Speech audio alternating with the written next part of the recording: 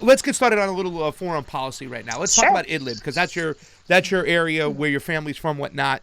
And it seems like From the Assad. Aleppo. What's that? From Aleppo, yes. And once again, some of us who are big Tulsi Gabbard supporters, we love her. We love Dennis Kucinich because she did go to Syria to try to find the truth and did try to spread the news. Now, the Assad regime seems to be liberating most of Syria. It's not a regime. I'm sorry. The Assad government. Yes, thank you. Thank you. The people's elected government of Syria. They seem to be liberating most of the country. Now they're in Idlib. What now?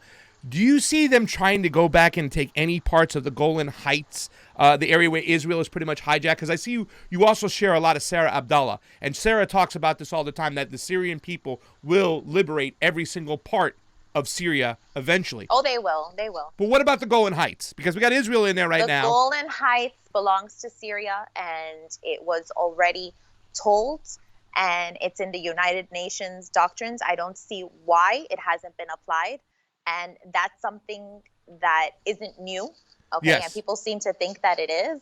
No, it's that unfortunately, the United Nations doesn't have the power, as a lot of these people do.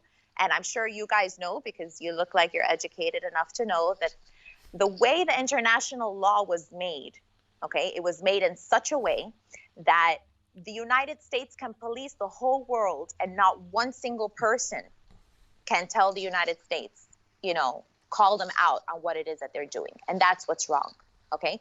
Because we're supposed to be a big brother and sister to the others. We're really not supposed to be having enemies or even allies, okay?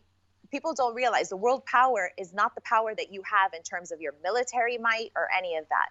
We're really supposed to be an example to others. All these small countries, do you honestly think that these people want to come to the United States if their country is just as good? No. Do you understand what I'm trying to say? Is that the conditions, we're supposed to be helping these other nations to better themselves, to innovate themselves. And you'll see a lot of the people will tell you, we would rather stay in our country. Oh, yeah. But they're forced to leave because of the conditions. And a lot of these conditions, believe it or not, this administration, as past administrations, have imposed on them with these sanctions. Yeah, yeah. Well, I know that Donald Trump has some emoluments in the Golan Heights that he probably wouldn't want revealed. That's why I think it's going to be a hard time to grab that away from Israel. So, yeah.